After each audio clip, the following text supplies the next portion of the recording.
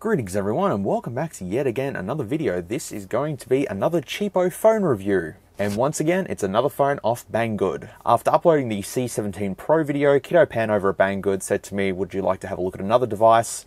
And I said yes, and I was offered the Umidigi Power 3, which a lot of you guys in the comments actually said for me to have a look at. So I now have it, so we can now finally have a look at it. So currently on Banggood, it's $150 US or $234 Australian. Not too sure what it'd be in euro or British pounds. But the specifications that are listed for this device is extremely good for the money. Before I continue with the listing, I just wanted to let you know that there is a link in the description below to purchase this device straight from Banggood.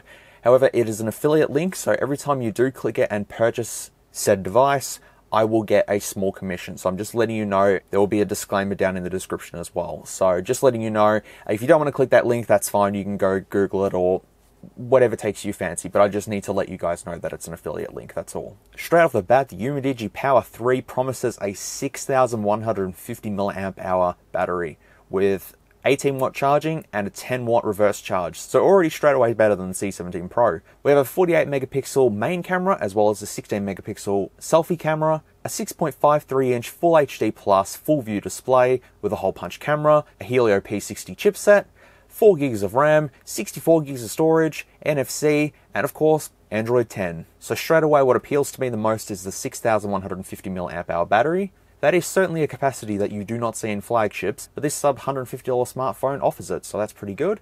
The 4 gigs of RAM, 64 gigs of storage, the Helio P60 processor, and the 4 rear cameras. The main camera is a 48 megapixel one with an aperture size of f.179. We also have a 100-degree ultra-wide angle camera, that's a 13 megapixel one. We have a depth sensor camera, which is a 5 megapixel one. And we also have a dedicated macro one, which is 5 megapixel. And of course, the selfie camera is 16 megapixels. So all of that for $150. Is it too good to be true? You guys have said in the comments that Umidigi, I hope I'm pronouncing it right, Umidigi. You guys have said that they make really decent phones, and I'm really hoping they deliver on this promise. I'm not going to go too much further into the listing, but I just wanted to mention that they call this a monster like 7 times in this listing. They say that this is a monster phone, so yeah, that's fair, I guess. I also chose red because red looked cool. I don't know, red just looks cool. Now, obviously, this is going to be a very in-depth review, of course, which is what I usually do. If you want to just skip through it, there's timestamps in the description, as well as the first pinned comment as well. But if you want to watch the whole thing, that's fine. Or if you want to watch another video that's straight to the point, simple and stuff, there are plenty on YouTube to have a look at. But this is just my take on it all. So I hope I get to cover everything that I need to cover in a reasonable amount of time. Anyways, let's get to the unboxing. All right, so with all that being said, here it is here. This took only 7 days from China, so that's pretty good for me. As you all know, some stuff from China has been delayed recently, but this arrived in 7 days, so can't complain about that. All right, let's open it up and see what we get.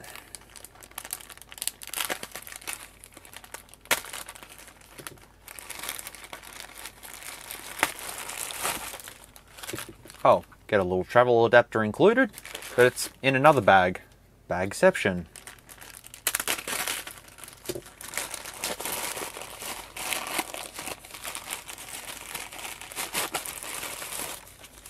Props to them also for including this foam on the box, so it just protects the contents during transit and stuff, so that's all good. Is there any way of getting this off clean? Probably not.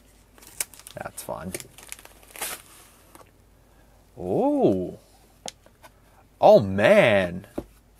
That is a fancy box. So we have the Umidigi branding there. I hope I'm saying that correctly, with a red accent, which looks really nice. And then, yeah, you've got this textured groove, like a record sort of thing, like a vinyl record.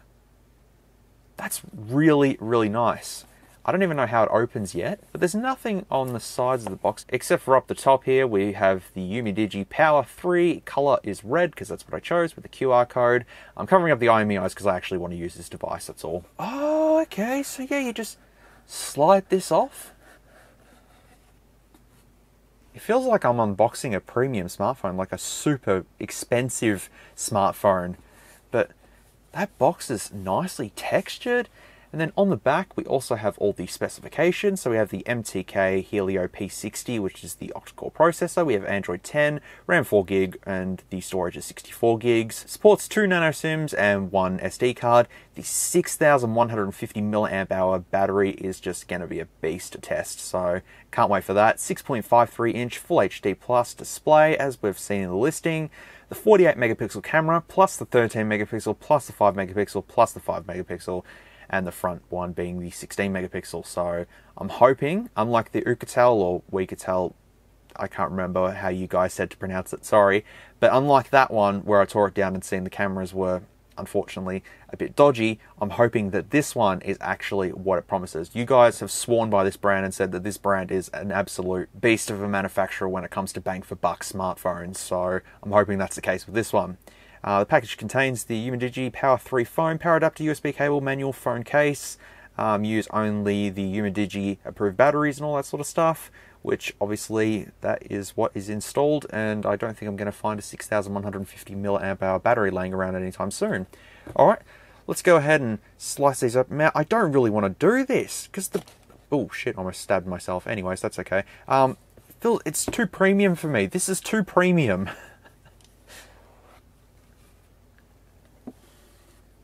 Hey, that is awesome.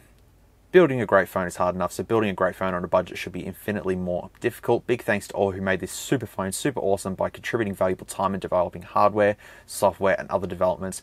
Thanks for choosing UMIDIGI products. Thanks to your support, our value can be realized and we can constantly move forward to create smart devices with better user experience. That honestly just hit me in the feels. That is a really awesome touch. You guys over at UMIDIGI, that is an awesome touch to put in the box. You don't know how good that makes someone feel, knowing that you've purchased a product with your own money and, you know, every other manufacturer's just like, yeah, buy it. They're giving you a card to say, thank you. We appreciate that you've bought our item and we appreciate you using it. This is something that's really appreciated and it should be included in a lot more devices. You know, just a card from the manufacturer just saying thank you. That's all. Anyways, we have the massive power beast itself. And when I say beast, it is a thick boy. But look at the case included. That is it's a fake leather case, but it's, you know, it's got that leather texture to it. But anyways, we'll come back to that soon because we'll have a look inside the box. Link to the world. Look at this. It's too premium. It's too nice for me. I'm a cheap boy. What is this? The instruction manual, which says all the information and all that sort of stuff in here. A diagram of the cameras. I'll just go to the English part so I'm not missing anything. So all the instructions there, which we've pretty much covered already. But if I get stuck anywhere, I can always refer to this later on. We get the USB-C cable, which is a nice red accented one, if I can get the plastic off. And that is actually branded with UMIDIGI's logo just on there as well. And then there's also a 1.5 meter USB-C cable, so that's perfect for every scenario. Oh, an on-the-go USB cable. Whatever small things that are included as bonuses, take for granted. Now, the reason why they included the travel adapter as well is because this isn't for my country. Unfortunately, they don't have Australian plugs included straight in the box, but I've chosen the European one. I'll probably just use a normal Samsung one to charge this up, but this one here is a 5 volt 2 amp, 9 volt 2 amp, and 12 volt at 1.5 amps, so it does have quick charge support, which is good. It is a bit heavy as well, definitely has some weight to it, so that is good to see. Anyways, let's go ahead and just pack everything nicely in said box. Alright, here is the beast itself. It does weigh a considerable amount, which was shown in the listing. You know, obviously with a massive battery that's in this thing, obviously it's going to be thick. And taking the case off the device, we can see our quad camera setup there, and every lens looks different. Not one of them look the same. I'm really hoping we can take some really cool shots with that quad camera setup. We've got a fingerprint scanner on the back, and then we have information about the SIM cards and SD card slot. I have no doubts that this is running exactly what it says in the listing. I have no doubts because you guys have sworn by UMIDIGI, so I'm not doubting anything for a second. But you never know. You never know though. Coming to the front, we do have a pre-installed screen protector. I hope it's a pre-installed one. Pretty much has all the information preloaded on here. And Android 10, I can't wait. You know, having Android 10 straight out of the box on, you know, a cheap device, when a lot of manufacturers out there are still running Android 9 and haven't updated anything to Android 10 yet. So, you know, Going around the device, we have our SIM card slot, so we'll just open that up. As per the listing, micro SD card and 2 nano SIMs, dual 4G standby. Now obviously this phone is not water resistant, so there's no little seal around the SIM card slot or anything like that, so be careful around water, of course. That goes with any phone, really. Now coming to the top of the device, I noticed that in the instructions it said that there's a second microphone here, but there doesn't appear to be a hole here. So I will have to investigate that during the teardown, but the camera does have a slight bump to it, and it kind of reminds me of the Google Pixel 4, maybe the iPhone 11 Pro Max as well, also the Samsung S20. I think this is going to be the common thing with cameras nowadays, is just a big square chunk with multiple cameras laid out in them. And on the side we have our volume rockers as well as our power button. At the bottom of the device we have our speaker grills, our Type-C USB port, microphone hole, and a 3.5mm headphone jack, which is always welcome. Gotta love a phone in 2020 that still has a headphone jack. Now I do want to also quickly touch on the build quality, just to make sure. So the rear of the device is all plastic, but it actually does have a nice rubber coating on there. You can see the tiny scratches that I've made in the back cover, but there's a rubber coating that goes over it, which just makes it nice and smooth, makes it feel more premium, I guess. The back camera lens is made of glass, so it's not going to be scratching, and all the lenses are covered, except for the flash that is made of plastic. And on the front, obviously, is going to be glass. And here we go. Let's take the front off.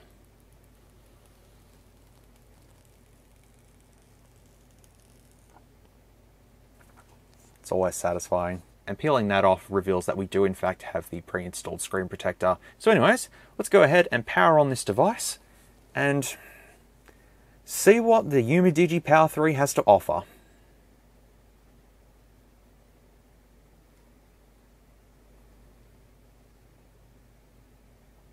So I do have to set the device up, which is good. Yes, you can see the bezels, but they're no bigger than what's on the S10. Hole punch camera, which doesn't really have much of a black circle around it. It's quite minimalistic, which I like. And you can just see the earpiece grill just up there as well. And the proximity sensor is somewhere along there, just there. I believe I can see it. All right, so let me go ahead and set this up and see what we can do. And there it is, booted up. Man, it feels pretty solid straight out of the box just there. Alright, so I haven't put an SD card and SIM card in as of yet, so I'm going to go ahead and do that, and we'll go ahead and test out this device and see what it's capable of. Also, there's a sound that plays anytime you interact with the device. It's kind of cool. Okay, so it's been like a week and a half since I was last filming.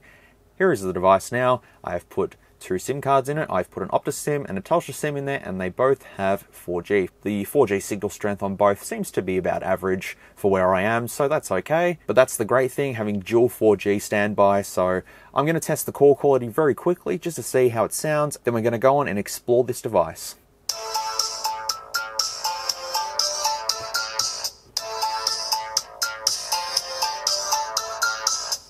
Man, that's pretty funky. Oh, I can hear myself. Okay, call quality seems pretty good. It does sound fine, and I don't think you'll have any dramas with that. Let's go ahead and just change the wallpaper really quickly. Ooh.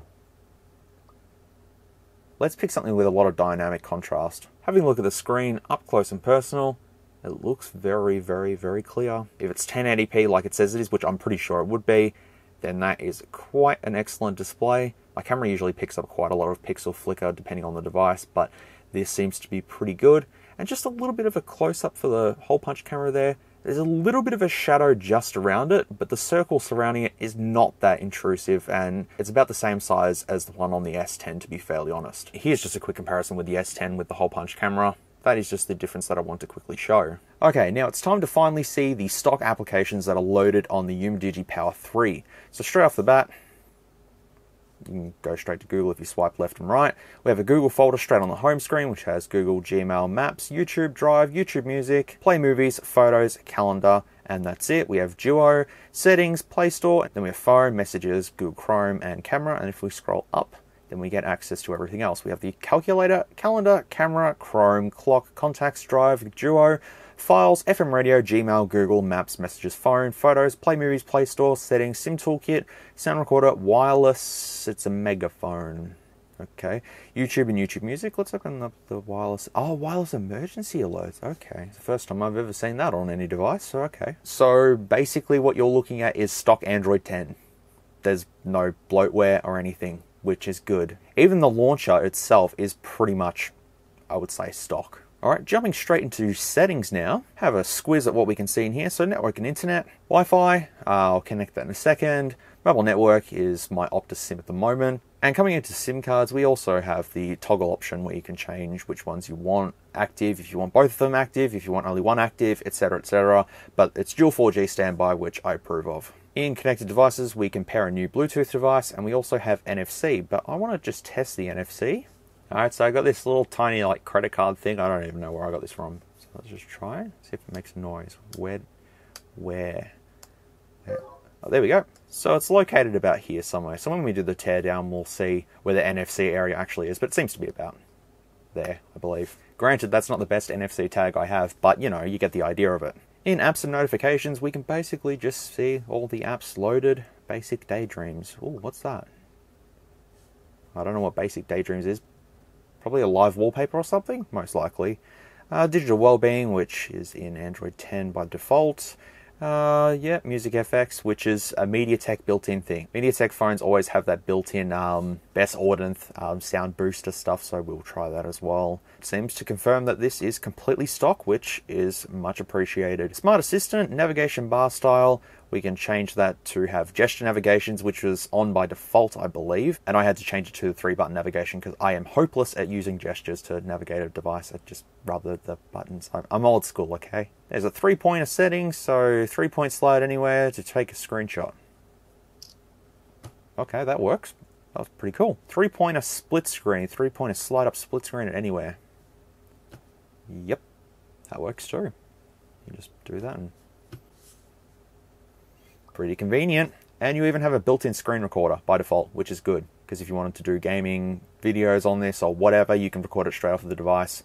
I could even do that for the gaming tests, but I'll do it the old school traditional way. But yeah, that's actually fairly good, and you can do 5 minutes, 10 minutes, or 30 minutes. Yeah, that's quite handy to have, actually. Saves you going to the Play Store and getting a third-party app and stuff when it's just built in. And game mode settings, obviously, we can toggle this on, and while I'm playing the games later on, I can toggle any of these to block notifications, all that sort of stuff. Coming into the battery itself, we're at 84% with more than 2 days remaining. Now, I can't exactly tell you how long it's going to last for, but considering we're dealing with a 6,150 mAh battery, I would say you'd probably be able to get 3 days out of this easy, out of a full charge. I'll have to clarify that and edit it into the video later on to show you guys the quick charge specs and all that sort of stuff. But as it is for now, more than 2 days remaining. So that's pretty cool. In display, we have the brightness level, night light, adaptive brightness. I will leave it off for now. Wallpapers, which we've already gone through. Dark theme.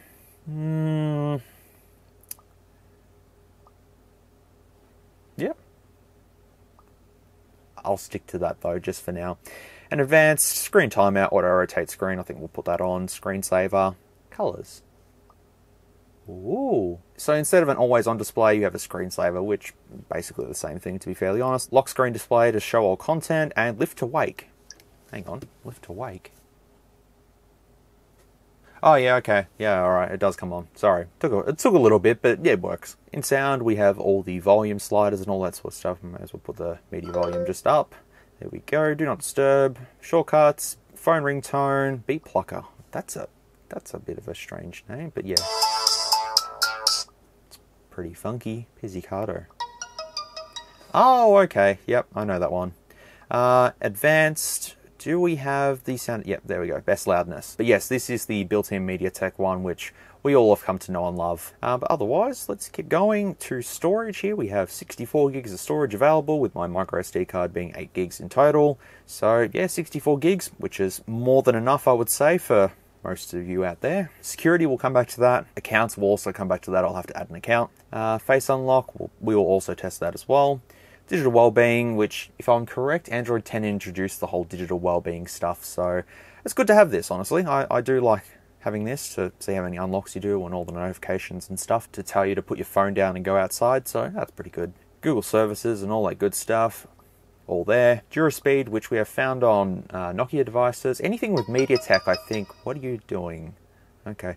Anything with MediaTek has DuraSpeed, which it just restricts background activities. That's what it says, so we won't use this. Jumping into system, we just have like the languages, gestures, all that sort of stuff. Gestures are just jump to camera, prevent ringing, fair, reset options, all that good stuff. Let's go into about, where we have the wireless update. The device name is Power 3, RAM 4 gigs, and ROM is 64 gig. Sorry, just hiding my IMEI info.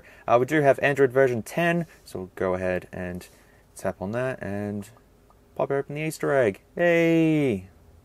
Whoa, whoa, whoa, whoa, whoa.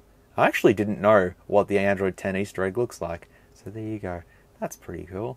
You know what this reminds me of? If anyone ever played Super Mario 64, before you actually start the game, you can play with Mario's face and like stretch it in every direction and stuff. This is kind of like what it reminds me of. Just doing this, just playing around with it, you know, moving them around, and pretty cool. And the kernel version is actually January 12th, 2020, so like fairly recent. And the build number, UMDigi Power 3, I'm going to enable developer options. Why not, actually? That's not going to work. Why are you not working? So that was everything in system settings. So now I'm going to just go into developer options and just choose the window animations down to 0.5. Oh, they're already at 0.5. Okay, well that's fair. I don't have to do anything then. So the next thing we want to do is now test the security stuff, fingerprint, screen lock, all that good stuff. So let's go ahead and start doing that. We'll do the fingerprint first. Alright, so just go ahead and enroll it. Done. Okay. There we go. Not the fastest one in the world. I mean, it's pretty responsive. It's better than the S10's ultrasonic one where you have to just sit there and press it a billion times before it actually recognizes it. So, yeah, no, look, that's fair. And of course, we'll try the face unlock as well. Can you unlock with my camera? Because that'd be pretty cool. I'll enroll my face. Okay. Try that. Oh, okay, that was pretty fast.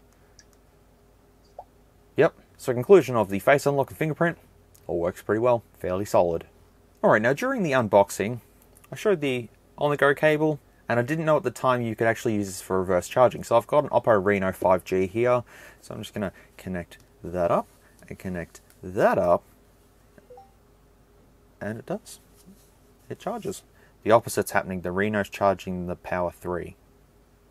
I need another phone. S10 perhaps?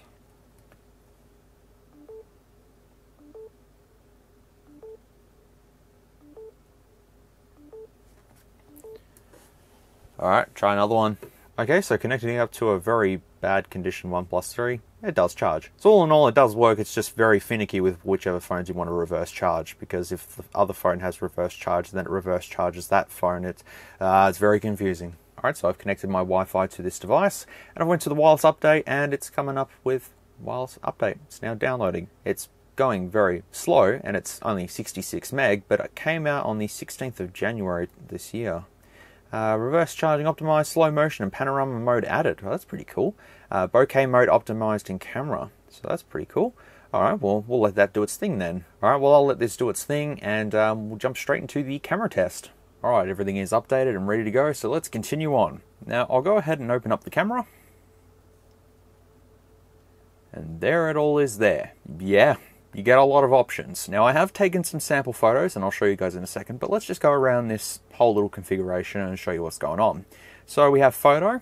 We also have a 2x optical zoom. I would assume it's optical. There is also the ultra-wide mode, which does all of that, and you can see what's going on. So, unlike the C17 Pro, this actually has the dedicated functions to just switch between all different cameras. And we have a DeLorean here, and honestly, it autofocuses very fast. It just snaps quickly. But if we go into macro mode, we can actually see the tiny itty bitty text that's printed on the Mr. Fusion contraption on the back of the DeLorean here. You can actually see the text on it. So the macro lens actually full on works. But it'll be very interesting to see what some of the shots that I take later on end up turning out like. But so far, it looks pretty damn good. You can change straight to the 48 megapixel mode, and that does that, kicks in. So that's obviously uncompressed raw shots, I would say. Portrait. And you can change the bokeh effect and all that sort of stuff. Panorama and beauty mode, which, yeah, It may make things look prettier or make you look like an alien. It really depends. We can change to video mode as well as slow motion. Now I'm not sure what resolution we can do. Oh, okay, so that's slow motion.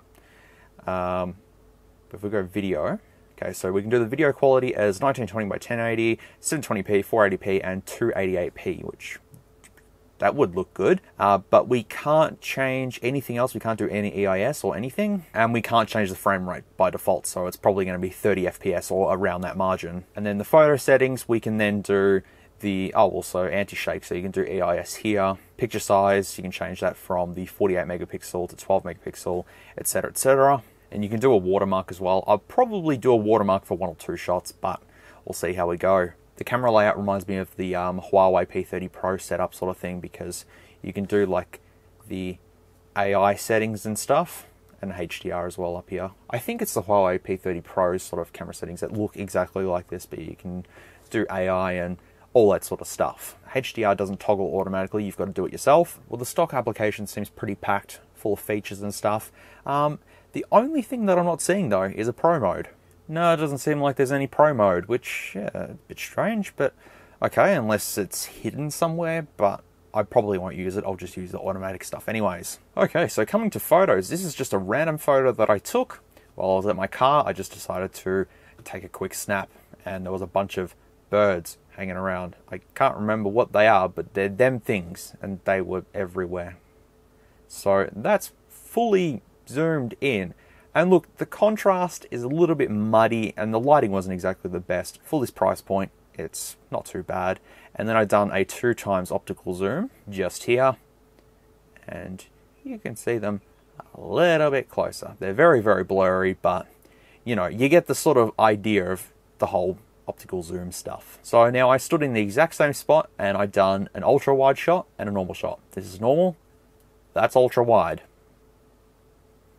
And you know, detail is so. There's a lot of noise happening at the back here. But you know what? A quad camera setup on the cheap, it works. Alright, so we'll jump into the usual camera test now, and I'll show you guys what pictures I can manage to snap out of this thing.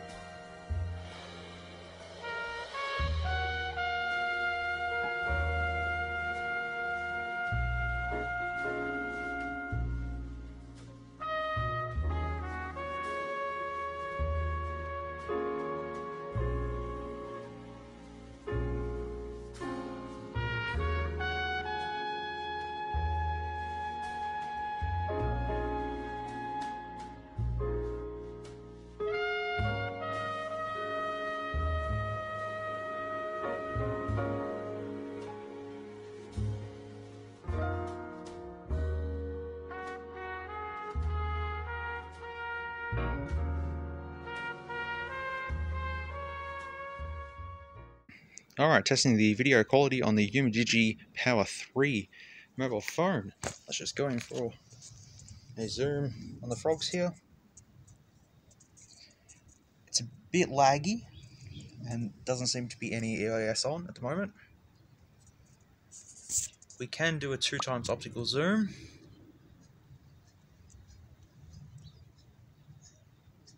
And we do have autofocus working quite well.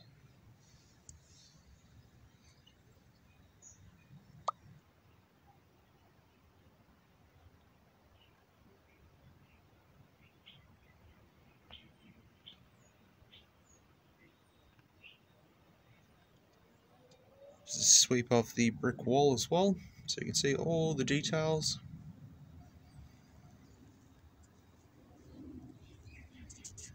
Random bolts, still don't know why. It's a very depressed looking face. Finally we have Stuart, the gnome.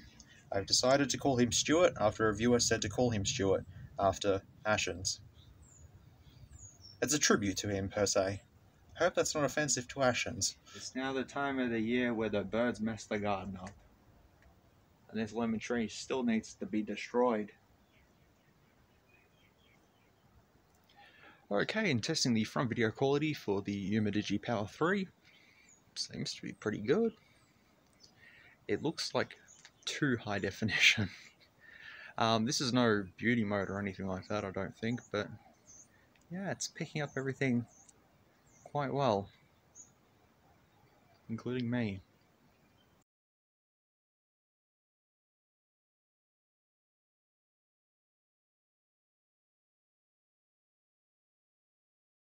If all went well, you've seen some lovely photos and stuff that I took with this device. Now, I would say that they're going to be pretty good, but future me, correct me if I'm wrong. Look, I would say they're fine. It takes pretty decent shots, and it does have all the dedicated lenses that it does say, so I am very happy with that. I'm not too sure on video quality though, so let's just say that it's good. Next up, we may as well do the YouTube test, so I'll go ahead and open up YouTube. Oh, I wish I had right before my videos. They love me. While the camera quality for this video was not the best, I'm going to try another one of my videos just to see. Which is quite surprising. Yeah, it's a welcome device. Inception. Yay. I've always wanted to do this. Inception. Yay. I've always wanted to do this. Again. The speaker does sound a little bit iffy, so I'm going to try that. So YouTube test. Plays at 1080p, and it looks fairly clear. Alright, so the speaker isn't the most clearest one in the world. We don't have dual speakers, we only have the bottom firing one. It's not the most loudest thing in the world, it's not the most clearest thing in the world, but it does work. And it's certainly better than some of the past ones I've had a look at anyways. But YouTube at 1080p will be absolutely fine on this thing, no doubt about it. And opening up the browser, it opened up the Umidigi website, and then I clicked on the Power 3, and it's taken me to AliExpress, but it is on Banggood for pretty much the exact same price. Yeah, quad camera monster. That's what it is. Quad camera monster. But yeah, you know what? Browsing is fine, obviously. 4 gigs of RAM, 64 gigs of storage, and even switching it to desktop mode as well. You can see the colors and all that sort of stuff on the screen, which actually looks pretty good. And I have no doubts that internet browsing is going to be perfectly fine on this thing. And then this is sort of branching off the YouTube test. We'll do the speaker test using Mick Gordon's BFG division from the 2016 Doom game, which Doom Eternal, come on, man, it's only like 16 days away. Just can't wait, can't wait, can't wait. Okay, so we'll bump it to like 40 seconds or something. We'll put it at about, do halfway first. Use my little sound meter, jigger my thing. And let's see how it goes.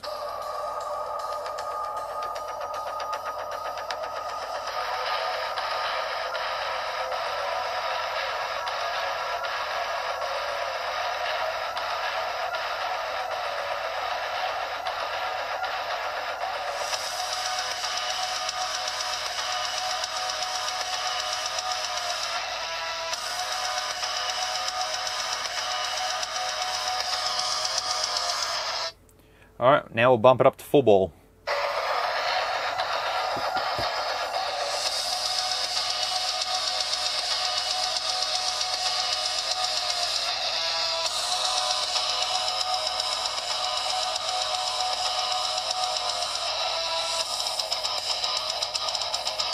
Alright, so we got to 101.7 decibels, which is, I've seen louder and I've seen more clearer, but this will do the job. I mean, when we tear it down, we'll see how big the speaker is inside of this unit, but you know what? For the most part, it does the job fine. One comment I will add, though, is that from 50% to 100%, there was no increase. It's like 50% is the absolute max, and then 100% is just basically 50% still. I don't know. Just agree with me. I'm going to plug in some headphones and see if the sound enhancement kicks in. Alright, so playing through headphones feels a little bit flat to me, but it could be just me. There wasn't enough sort of bass, and it sort of just sounded a little bit muddled, but as I said, just could be me. But I don't know, depending on the type of headphones you use, it might change the audio effect. But changing the best loudness or whatever it is that's in the settings didn't really do much anyways. Speaker-wise, it's acceptable. Let's just put it that way. Alright, it's now time to see the capabilities of gaming on this thing. With a big screen, a big battery life, you'd think, hey, should be able to play some games on here for quite a while, so let's do exactly that. I've got Call of Duty, Minecraft, only the trial version. I know, cheapo. And I've got Asphalt 9, which some of you guys said to test that instead of Need for Speed, so I'll do that. So let's go ahead and load up Call of Duty and see what that looks like. Alright, with Call of Duty up and running, let's change the graphics to the highest, which we cannot, okay? Let's put depth of field on, and realistic dynamics. We'll do realistic, okay. I know I'm running around in circles and it's only a practice AI match, whatever, but it's running super smooth at its medium settings, which seems to be good. Nope. Nice. Yeah, no, I'm not really good at this at all. But, you know what? It's definitely playable. I just walked into a pole. I just walked into a barbed wire fence. I just walked into a truck. I'm really good at this. I'm just going to walk into a house and get killed. Be advised, hostile predator missile inbound. Are you camping? Are you camping? Do you mind if I join? Sweet. Alright, cool. You want some coffee? Nope. Just threw a grenade out the window, didn't you? Yep, you just jumped out the window. Alright, mate, no worries. Call of Duty at medium settings basically ran flawlessly. Without any dramas whatsoever, it plays. And obviously it's playing at 1080p because said screen is 1080p. Colors look very vibrant, so I'm very happy with that. So let's go ahead and try Minecraft and see how that goes. I think that would be pretty much the same as Call of Duty. It'll run quite fine. The back of the device is actually fairly cool. Unlike some other previous devices we've had a look at, where it feels quite hot on the back because of playing games, it heats up obviously. This, it's warm, but it's not hot. And here's Minecraft. Yeah, I'm terrible at this. Sorry. I mean, that's looking like 60 FPS, I would say. That's to jump. My bad. Dig. I can't dig because I don't have anything to dig with. Minecraft, definitely playable. 100% playable. I just don't have the full game. Yep. No, well, that's perfectly fine. Oh, cows. Hello. Hey.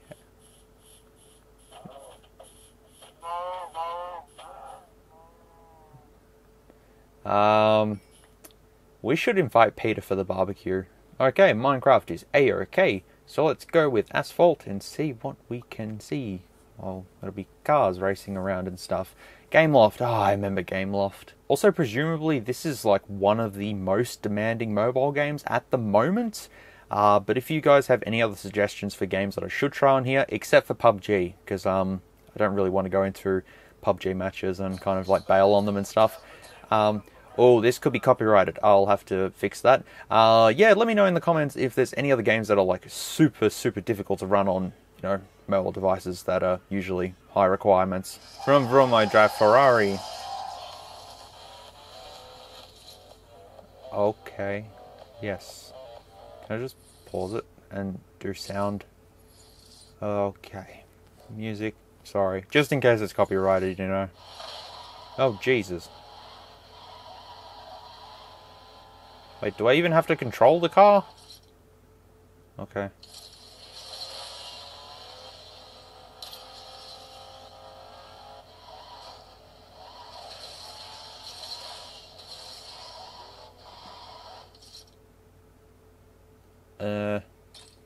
That way. Oh, now that's impossible. Okay, well, Asphalt works. I'm used to Need for Speed No Limits, so that's just kind of not my cup of tea, I don't think. I don't drink cup of tea, so that's all good. A little bit laggy in some areas, but as I said, if you guys have any other games that do require a decent phone to play, let me know down in the comments, and I'll be sure to try it out on the next device that I have. Anyways, let's go ahead and try Geekbench. Now, this is Geekbench 5, not Geekbench 4, which is the old version. This is the newer version, which means that we should get the proper scores this time around. And we have the CPU, which is the MT6771V-C, which is part of the Helio P60 chipset. Alright, so let me go ahead and run the CPU benchmark. And while that does its thing, I've got time to make myself some noodles. Okay, results are in. We have 292 as a single core score and 1389 for the multi-core score. 2 GHz frequency, 4 gigs RAM, all that good stuff. So yeah, I think the C17 was, I can't remember, I'll splice it in here because I'm not too sure what it was on the C17 Pro. But I think that's fairly good. I'm pretty sure that's fairly good anyways. Well, just in case, I have downloaded Droid Info just to see the specifications and see if it comes up with anything info about the camera. Yeah, sure, that's fine. It's fine. I trust it. All here, display 2340 by 1080. Yep, all good. The Helio P60 chipset. All the cores running. Mali G72 renderer. 4 gigs of RAM, 64 gigs of storage. The camera, 48 megapixel plus 1.9 megapixel plus 13.4 megapixel plus 1.9 plus 12 megapixel. Okay, so why is there 5 cameras listed for there, but one camera? There's not 6 cameras on this device, there's only 5. I am confused. Okay, let's just nod and agree. No worries. Thermal doesn't show anything. Battery doesn't show much. Sensors actually have a decent amount of sensors going on here. So yeah, that's pretty cool. Look, I'm pretty happy with the specifications of this device. As you guys have said, Umidigi doesn't have any reason to lie about their specifications or anything like that. And I'm not here to prove them wrong or anything. I just want to make sure that what you are paying for is what you're going to get, and it's absolutely correct. Now what I want to do is I want to tear this down because I want to see just how big the battery is inside this thing, if it takes up, you know, that much space, or if it's, I don't know. I just want to see the layout inside this thing and give my final conclusion, and I think call this a video because it's getting on the longer side at the moment. So let's go ahead and power this thing off. It's not a thing, it's a Umidigi Power 3. And that's it.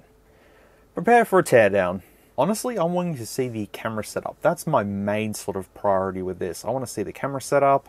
I want to see if there's any thermal stuff going on underneath here. We'll see what happens anyways. As we've already talked about, the rear of this phone is all plastic, which I guess is good in a way, and you get the case as well, which will protect it if you drop it and all that sort of stuff. And there's no glass on the back, so it's not going to shatter. Unlike the front, if you drop that, you might get a couple of cracks in it, but that case is there to stop anything from happening. Now, when I first actually looked at this, I thought it said a quad camera, but it says AI quad camera.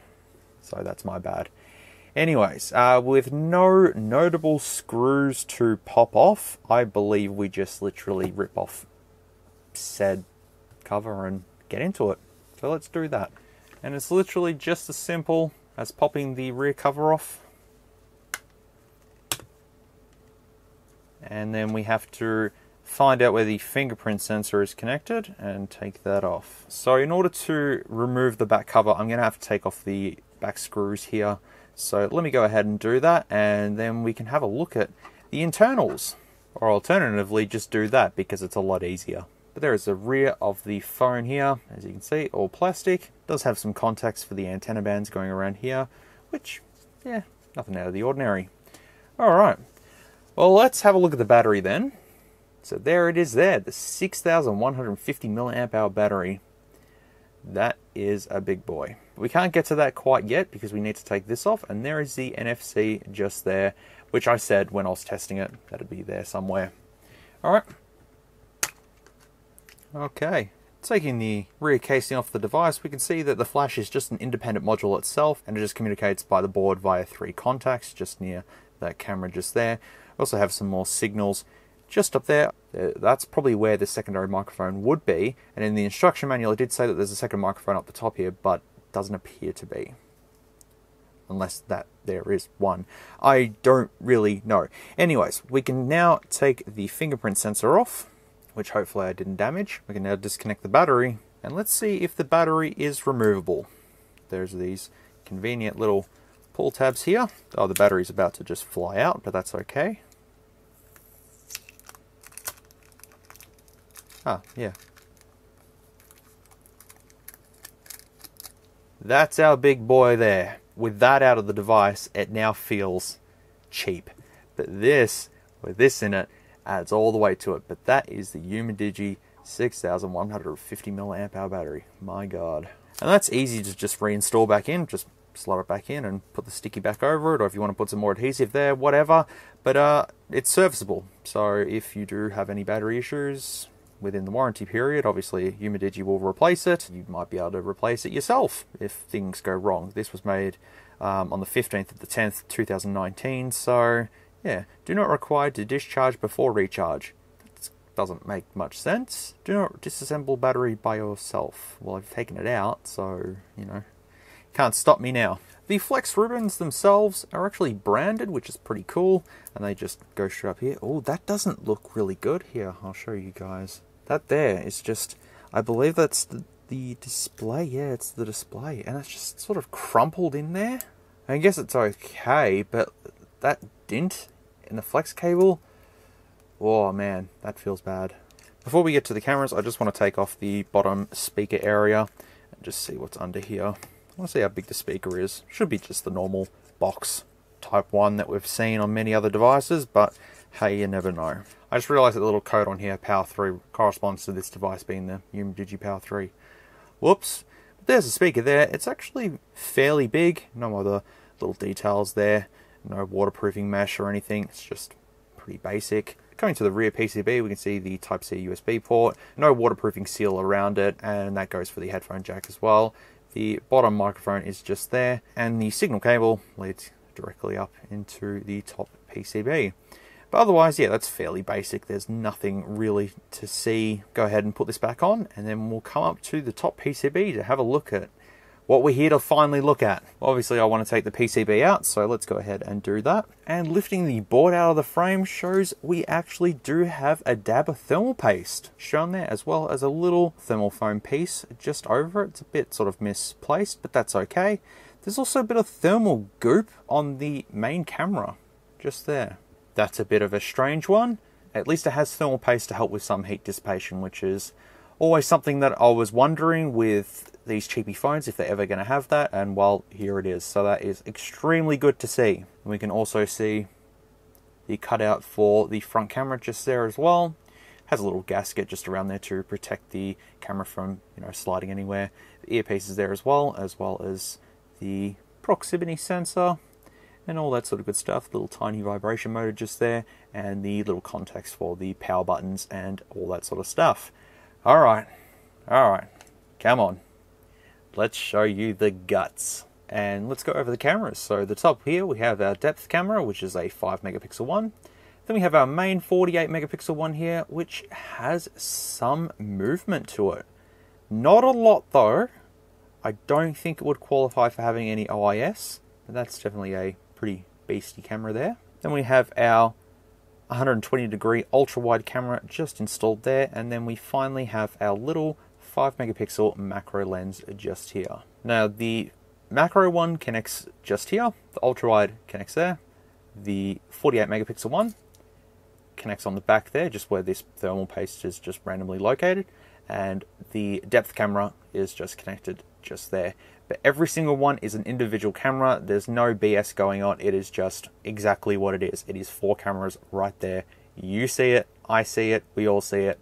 Well done, Umidigi. There is our little 16 megapixel front camera, and he's just a little guy, but he will do the job just fine. But that is the motherboard of the Umidigi Power 3, and it's good to see all the cameras are all modular. You can pick and choose. Look, I would put it back in and see, you know, take one out and see what it does, but honestly, I don't think it's worth it. They all do their separate functions. They all do something different. For a budget phone with 4 rear cameras, that's just crazy. That is good stuff. I definitely admire the engineering that's going on here. And finally, just for an added bit of stability to the actual structure, they've actually put a metal frame just in here. It's not plastic or anything. That is a full-on metal frame to the LCD there. So if I do a bend test on it, I'm sure it's not going to do anything catastrophic because of this holding it together. So there you go. That is a teardown. That was actually fairly interesting to see that. Now I've got to put it all back together. The phone's back together, and I'm happy to report that everything is working as good as it should. Except I forgot to put one screw in. So I don't know where that went, but that's okay. It still works. Anyways, if you do want to see the spec list, here it is here. Feel free to pause the video and have a read of all of that, but that is what you are getting for 150 USD, which I think is a very, very good dealio, which brings us to the pros and cons of this phone. So I'm going to put that over this side and read you my pros and cons. So for the pros, there are so many pros. Straight off the bat, excellent features for the money, excellent specs for the money as well, very fast and reliable, stock Android 10 with zero bloatware. As far as I could see, there's like zero bloatware. It is just like stock. We've got a Helio P60 octa-core, 4 gigs of RAM and 64 gigs of storage, dual 4G standby, as well as expandable memory up to 256 gig, a very respectable 6.53-inch 1080p display with a hole punch camera, which I found to be absolutely perfect while using this. The quad camera setup on the back of this device gets a double band-aided thumbs up from me, and combining all of that with the stock camera app, which is more than usable for everyday use, the massive 6150 mAh battery that's in this thing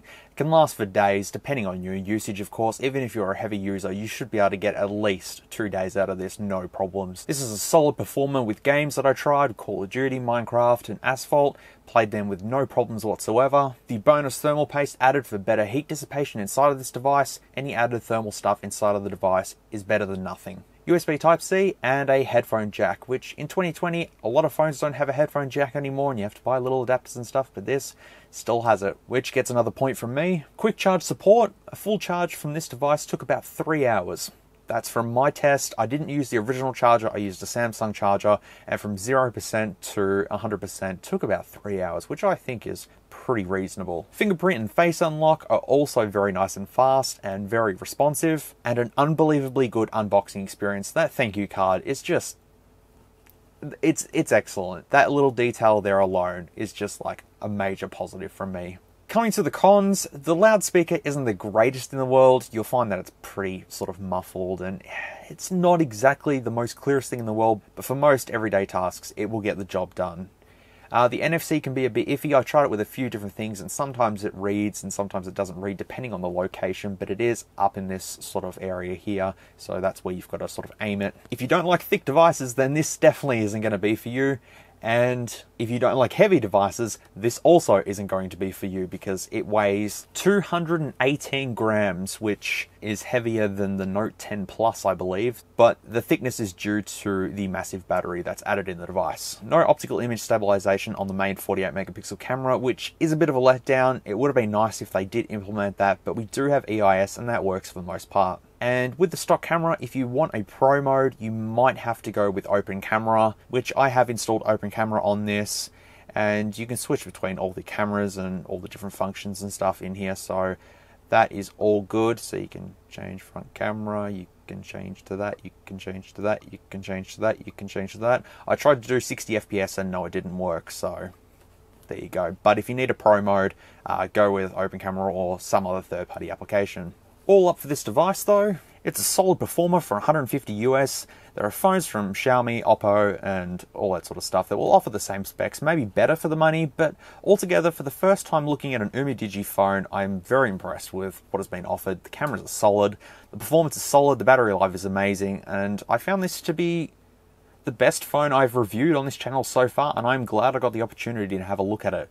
If this is what Umidigi offers 150 USD, imagine one of their top tier ones. It would be an absolute beast to have a look at. I can't say anything that is negative about this, to be honest. Like, I love this device, and Umidigi deserves some love for making a phone that is free of bloatware and offers everything you need for 150 US dollars. So with all that being said and done, I think that this review has come to an end, finally. I know it has gone on for so long, but I wanted to cover everything that I possibly could about this device. And I think I've done that. If I've missed out on anything, please let me know down in the comments. But I want to give a big thank you to Kidopan for organising this sample to be sent out to me and for me to have a look at this. This is an amazing device for the money, and I can't say anything bad about it. It's good, man. It is actually good. It plays games. It's got 4 rear cameras. It's good. It's good. I like it. I definitely had a positive experience with this device. And look, the bezels as well. I mean, you can see them, but they're not that bad at all. As I said, it's basically like the S10. This is 150 US dollars, you know? Once again, you can check this out in the description below as well as the first pinned comment. However, as I said, it is an affiliate link, so once you do click it, I think I get a small commission for clicks and purchases. So if you're completely against that, that's fine. You can go Google it and go use another link if you want to, but if you want to just go straight to that, that's fine. Whatever way is easy with you guys. If you think that you want to purchase this device to just play around with and stuff, I mean, it's a very positive, thumbs up from me. 2 plastered, band-aided thumbs up from me. So, that's good. Anyways, I hope you all enjoyed this video review for what it was. I know it went too long, as I said, but this is what I love to do, and this is helping my mental health considerably. If I keep doing this, I feel good at the end of the day, and no matter how many negative comments that I do get on YouTube, I just have to keep my head held up high and say, I'm doing something good. I'm doing something that I feel good with. And just remember, you are worth it. You can do this. And if you are going through a rough time, just remember that you are more than enough. You can do this. And that is what I have to tell myself every day, that I can do this. And I can be a YouTuber. It's going to hit you right in the feels, but trust me, if you're feeling down and stuff like that, talk to someone. It really does help.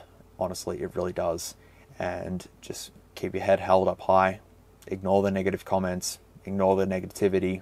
And just keep doing what you love. And that is exactly what I'm doing. So that's enough from me. So thank you very much for watching. I really, really do appreciate it. Be good people. Take care. And I'll see you all in the next video, which will be more tech, of course. If you like this content, feel free to leave a like or a dislike if you didn't. Thanks heaps for watching, and I'll catch you all in the next video.